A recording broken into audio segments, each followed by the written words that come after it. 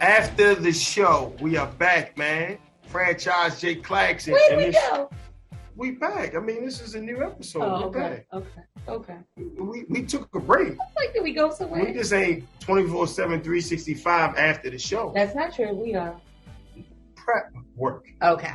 But I'm saying on camera, no, we're not. Okay. But Dr. Cass Vaughn, J. Claxton, what's going on? It's still Love Week. It's right? Love Month. You know what? You know what I just thought about when I said it's Love Month? What? And this will resonate deep for you and I. Oh, so you know that this month means a lot of Scorpios are being created. That's what that means? Yeah. No. We were conceived in February, thought I'd tell you. I don't want to know when my mother and father conceived me. I have no clue. I don't want to even. It was February. No, I want to. Please get that thought out my head, please. February. Okay, stop. So listen. So I have a Bulls jersey on. I know. Right, and I'm going to stand up because I want you to see the number. Right, it's number 12. Oh, right? That's Jordan's original number. No. Right. It's not. It is It's a Jordan Valentine's Day 1990, the jersey he wore, Valentine's Day 1990 in Orlando when they stole his jersey out of the arena. Oh, I do remember that story. The jersey has no name on the back. I do recall. It has no name on the back, just says number 12. This was the only jersey, away jersey that Chicago had extra. Wow. And Jordan gave him like 49 points that game because he was mad, he was pissed off that they stole his jersey. He was upset not okay, so we can't say the P word. Okay, no, I didn't know. You. I didn't say the other P word. Okay, you don't have to go on. Okay. What's going on in the news? What's going on in the world? Pharrell is actually, they're looking for Pharrell to be the next men's creative director at Louis Vuitton. Now that, Virgil was gone, Pharrell actually helped Virgil along the way. And they are actually really looking for him to be that guy. And if you look at Pharrell's Instagram, nothing is on his Instagram now. Oh. Like all the pictures are gone. Everything is actually gone off his Instagram. Now I love like Pharrell's style. I love his human race Adidas that he has. Yeah. Even though Adidas made a mistake with Kanye by cutting ties with Kanye. I know, because you see their shares are dropped. No, they almost got $1 billion worth of just product that they can't get rid of. But shout out to Pharrell, and we'll see. I just want to know when we can make our own luxury line. You understand what I'm saying? We go help and we go do this, but we don't own it. We just don't own it. So that's the thing. I don't know if I should say it or not, but that's the thing. Another thing, your guy. No, he's not my guy. Please don't say that. Please do Donald not. Because J. Trump. I don't want anybody to ever attach me and him. It's not. Ever. Donald J. Trump. He already had issues with Rihanna already, right? And he said that he couldn't believe that they were letting her perform at the big game. I wish he would just go somewhere and hide under a rock and just stay. And what he said was, only thing that makes Rihanna good is her styles. That's what he said before the game. After the game, he said this was an epic fail, and her stylist failed too. And to make matters worse, Kodak Black actually agreed with Trump and called him up. Uncle Trump said, what Kodak Black said. So I have a statement and I have a question. Okay. All right. My statement, which may knock out my question, why are we still having a conversation about him? Because every time we have a conversation about anything that this human does, we make him relevant. I refuse to say his name. I refuse to have a conversation about any idiotic thoughts that come out of his mouth. I'm not doing it. Okay. All right. Okay. Well, okay. I'm not doing it. Okay. I'm sorry. All right. I don't want no smoke. I didn't say it. I'm just reporting the news.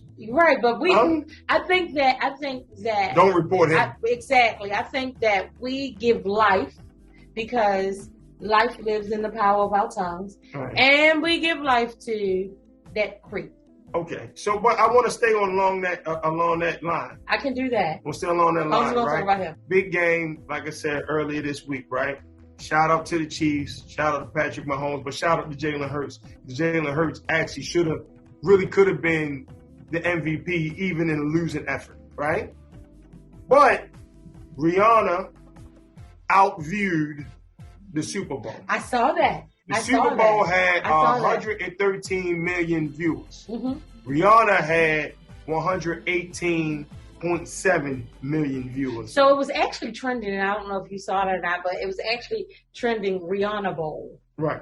And like there were people on Twitter, on Instagram on Facebook as well, saying, okay, how much longer to Rihanna's concert? And it was really supposed to be the Super Bowl. Well, that's not cool. I mean, I love it. I love it. I watch because of the game.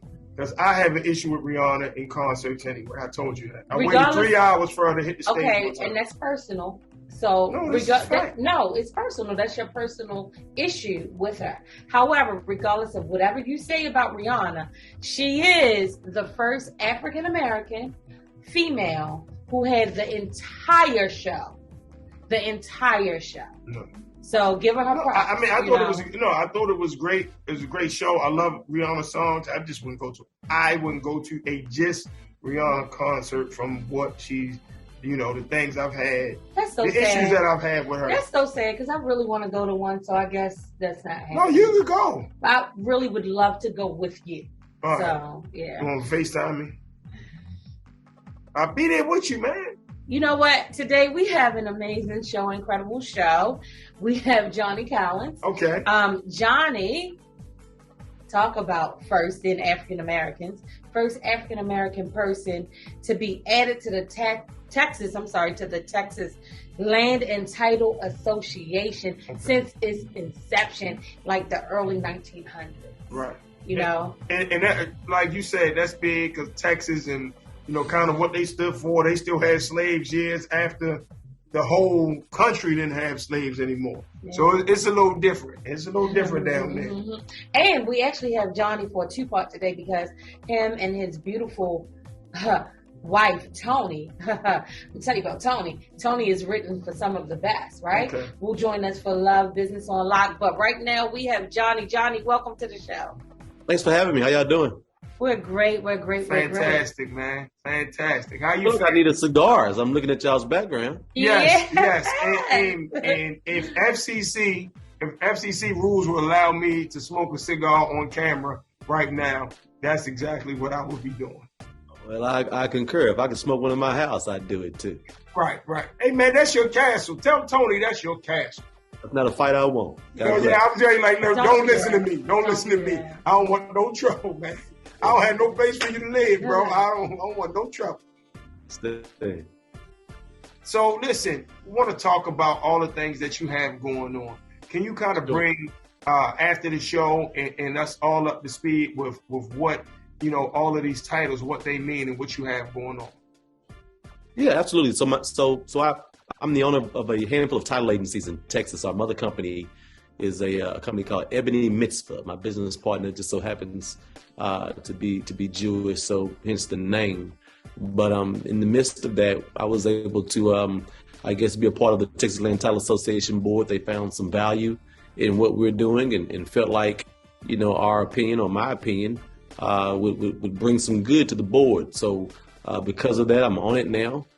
We've been able to, as I stated, put together a couple of other companies in Texas, just across Texas, and we're venturing out nationwide. So a lot of good stuff happening for us in this season, and we're super excited about it. So, for the viewers, if you don't know what a title insurance is, it's the only insurance that basically insures the past. Whenever you go in to buy a home, specifically if you're getting financing through the bank is going to always require you to get some form of title insurance. So that's what we provide, as well as escrow services as well. So we keep everybody honest, and then we make sure that the transaction is performed based on what the contract or how the contract is written, and then we insure the process just as another extra added layer of protection for everybody involved.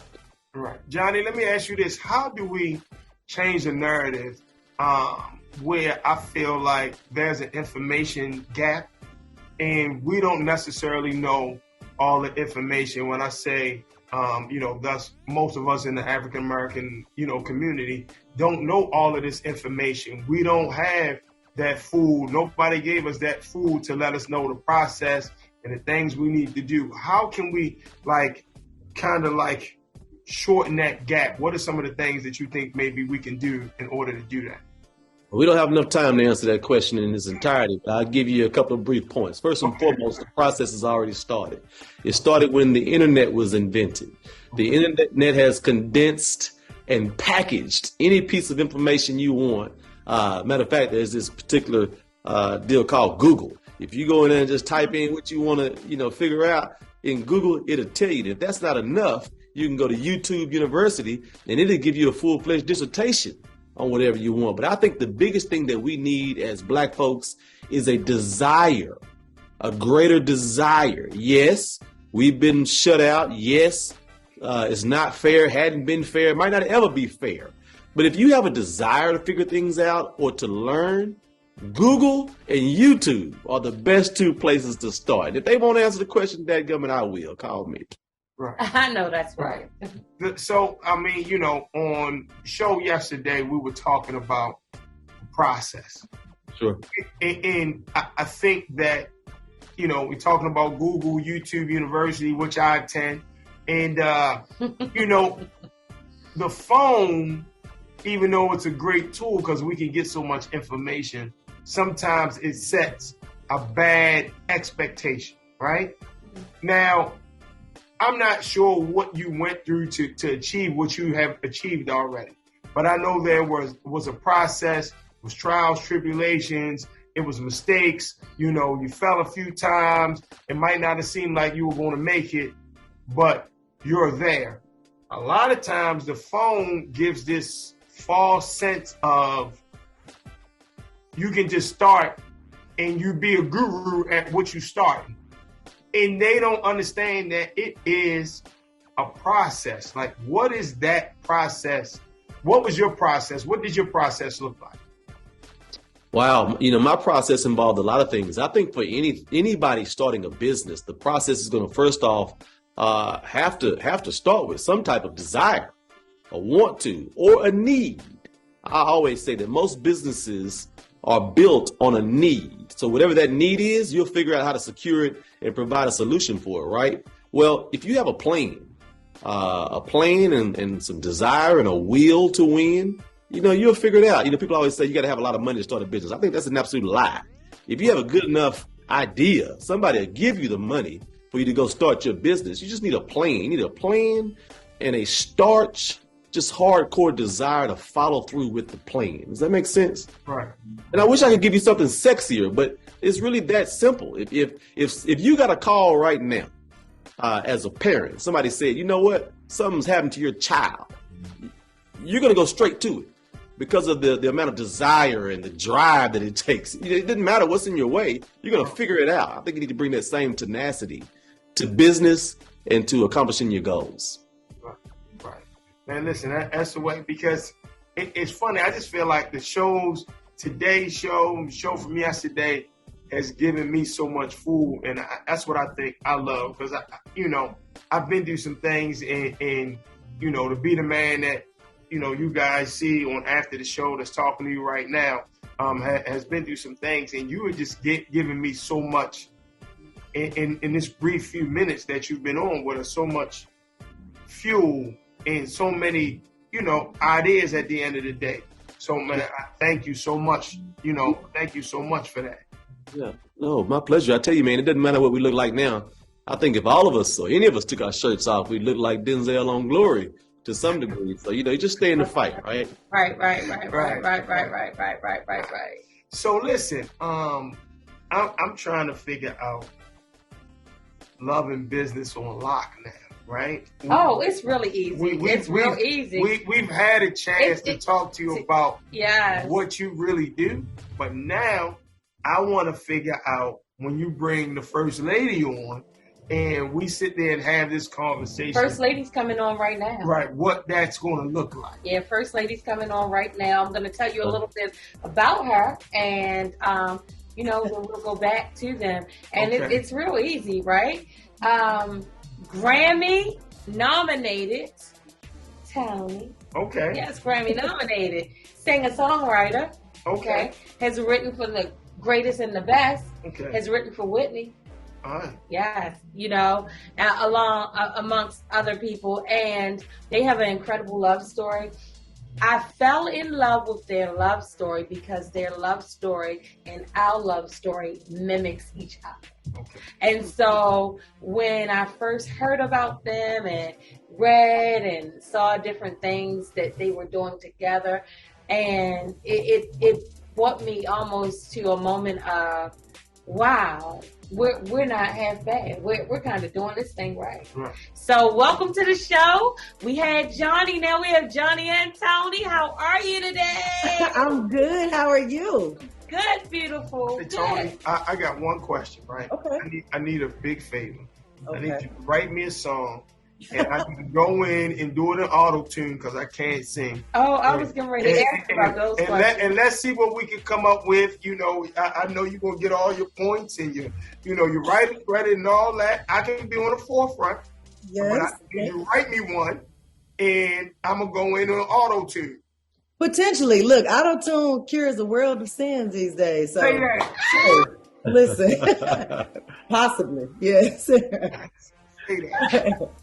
So I'm done. She has the floor now. That's it. I got the question off. I needed to get it off. So Toni, she has please the don't floor. do that. Please don't do that.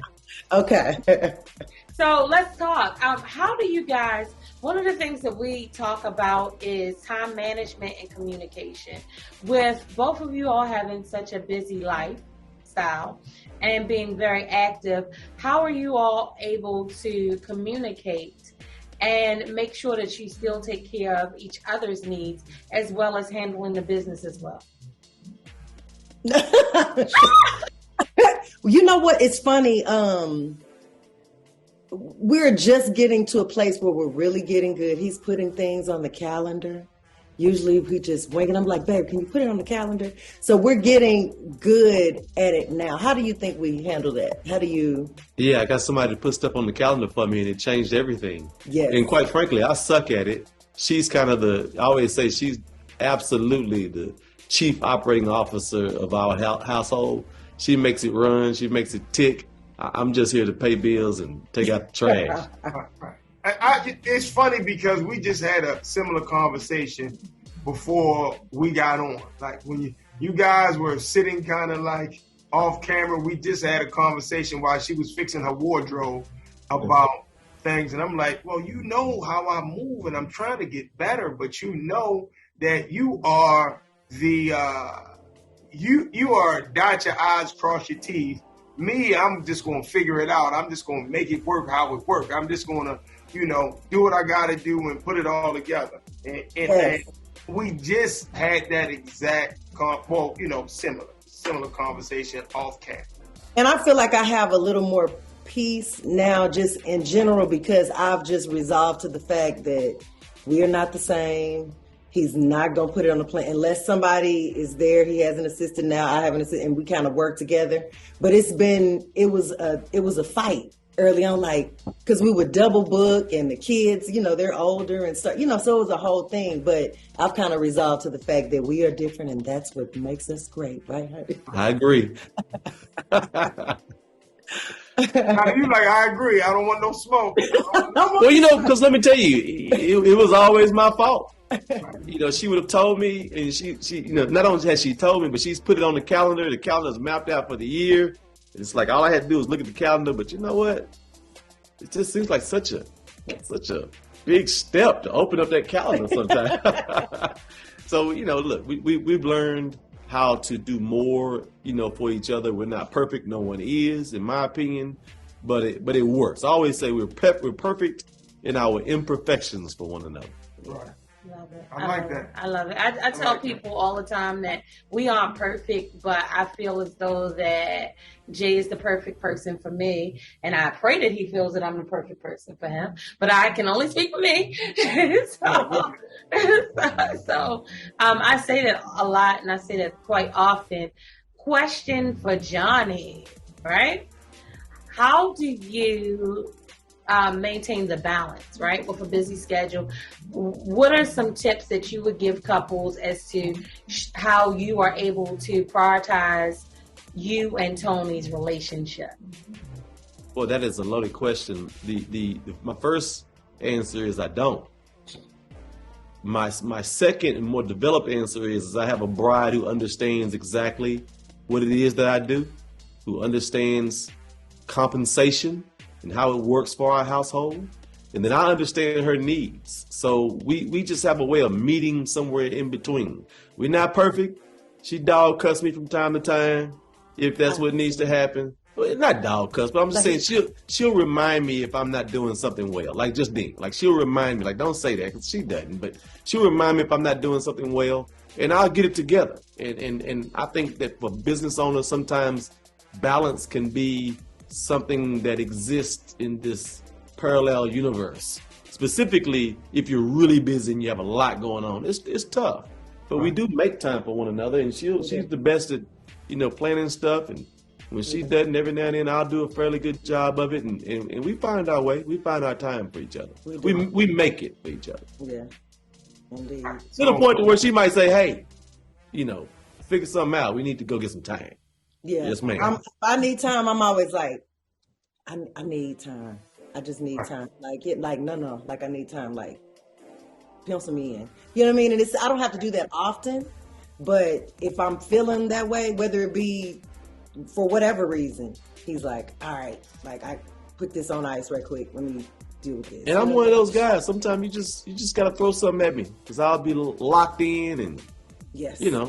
Sometimes I gotta be abused a little bit. Listen, I get it. I got one more question, and if I'm overstepping my boundaries, that's fine. You can tell me, and we good. How do you guys deal with finance? Because I know a lot of relationships end up, either being really great or bad because of finances and lack thereof. How do you maneuver with finances? I mean, both of you guys are super successful, so we're not counting your money, but I'm pretty sure the money isn't an issue. But before all of this, like, how do you handle the finances? Ask a more specific question. Right. Well, who handles the finances? Who is the one to say, "Hey, I'm saving this. This is your allowance." And who's overspending and who has to really get, "Hey, look, you spending too much money now." Like me, I'm going to spend all the money, right? I'm going to spend it, this figure. We're going to get it back. We're going to figure it out. We're going to get it back. Her, not so much. She's very, very calculated and very, specific with the money and that sort of thing. Me, not as much. I'm out. I like stuff. I'm like toys and I got cigar habits and bourbon habits and, all this kind of stuff. So she's better with the money. How does that work in your household? It's funny. One of the best, and I hate people that sound like this, and I think I'm turning into that guy, but one of the greatest things that I have in terms of an asset in my bride is it doesn't really matter. Look, the greatest financial day that I actually had in a single day, like I'm really fired up. Right. I come home and tell her about it. You know what she asked me? So that means you gonna clean out the garage? No, I ain't cleaning out the garage. Like we don't really Toni can do what she want to do for the most part, but I can say that because I know she's not gonna go out and buy a Rolls Royce, right? It's always mindful, and we prioritize, obviously the household, children, the bare necessities of our life, and we save quite a bit. I think just from habit, from a habit perspective, because there was a time when we didn't have a whole lot. And so I think the beautiful thing about our relationship and our plight financially is we've gone from her basically supporting, me, to me getting to a place to where the money was right and then now it doesn't really matter about anything she makes, and it hadn't for a long time. You know, we just kind of do what we need to do, and she can do whatever she want to do. So it just kind of works out. Like, we have some parameters. They could be better, I guess, but it's not something that we've had to really address. And then the majority of my biggest problem is I tell her, don't stop giving the money away. I have a giving problem. Everybody coming to y'all for loans, or not loans, just for. You had it right first time. You know what? And I don't get. You know what? People don't ask me for money like that. I just like giving. That's like love. My love language is giving. Okay. You know what I mean? So, we just kind of we've kind of learned it. And the thing about it is, I think in marriage you feel like, oh, this is the way we've done it, so this is the way we'll always do it, and we kind of get lost in that place. But really, it's ebbs and flows. So what was the process at one point is no longer the process at another point. And that goes across the board, whether it be money, whether it be cooking dinner, whether it be working. You know what I mean? It's like you have to come back and readdress and say, okay, so what are we doing? Because this is wearing my nerves. You know what I mean? And talk about it and go through it and come up with another plan. And that works best for us. But we have gotten in situations where you get stuck. Because why are you doing that? Because this is the way we've always done it, and we can't change. And that's not really realistic in real life. You know what I mean? Gotcha. So, no, we thank you so much. That's the question. Yeah. No. That was, listen, at the end of the day, that's more than enough. And the beauty of this is somebody will hit you guys and tell you thank you. Somebody will hit us and say thank you. We needed that. We learned so much from the show. And that's what it's really all about. It's just kind of giving back, you know what I mean? Just paying the blessings forward and paying the information forward. Like we talked earlier, Johnny, it was just, it's about, the information is key. So that's what we need. You answered my question, wholeheartedly. And I got a bunch of food just, sitting on the other side of this camera. I got so much food from you guys too. So we appreciate you even taking the time, spending some time with us here on After the Show. We greatly appreciate you. Yes, thank you guys. And for more information about Toni and Johnny, you can follow Johnny Collins and Toni on IG at Johnny Collins 2817 and at Toni Estes. I knew it was for the Estes. So that's like Estes. Yep, TONIESTES. Jay, we got so much food today, but I know you have one final meal for me. What's your food for thought? My food for thought today is accountability. A lot of times we are not accountable for our actions or the things that, that happen. We are totally accountable for what happens, and we control our own destiny as far as prayer, as far as thought process, as far as the words that we speak. We are accountable for everything in our lives. And when you are accountable, you give the power to somebody else. When you're accountable and say, you know what, I made this mistake, this is my fault, I need to fix it, that's you solved having the problem at that point.